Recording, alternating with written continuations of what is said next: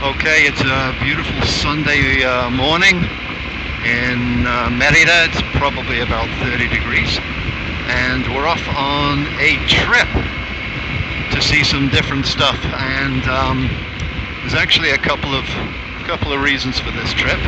One is to test this new GPS, which you'll see in front of me, which is going to be kind of interesting. If it works out, I'll do a little, well, not a tutorial, but basically how I did it. Because this is a GPS system that will cost you about 50 bucks. And my buddy Will, who's behind me right now, is rocking a GPS system that costs about 600 bucks. Now I suspect his is an awful lot better. And I'm not even sure if this one's going to work. But what I do like about this one, apart from the fact it's inexpensive, which is always a treat, is that it's running Rever. And if you don't know Rever, it's an application that allows you to plan and track rides and share them with buddies. It's a fantastic application, one I use quite a lot. And yeah, so what we're hoping is this sort of works out. There's going to be a couple of interesting tests for this. It's already failed test number 1, which is the glove test, because I can't do any changes on the touchscreen with gloves, so that's a bit of a shame. The sunlight readable test seems to be going okay. I can read it, it's not brilliant, but I can read it. We're in some pretty bright sunshine right now, so let's see how that goes. Of course, it's a battery test. We'll see how the battery test goes. I suspect I'm going to get an hour or an hour and a half out of it. But I've got a battery pack in my tank bag here, so that's going to be interesting to see if I can plug it in and get a little bit longer out of it. Okay, so this is the setup. You'll see I've got my tank bag there, and I've got my nice little tablet right in front.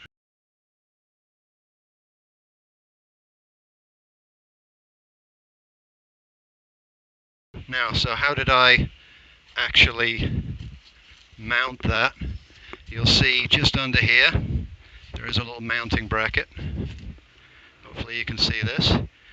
And this actually went to a normal type bag system. You'll actually see them on the internet. I'll see if I can find the one that I took it off and put a picture in here. So what that had is this little connection right here, which is what I took off. So what I'll do is I'll just take this off and show it to you.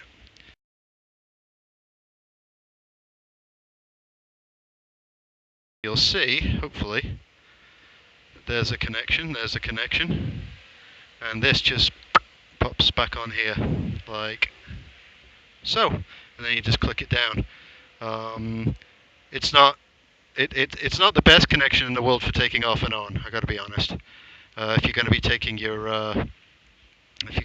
your GPS off a lot, I don't know how long this will stand up, but it's a pretty solid connection. I just took it off road.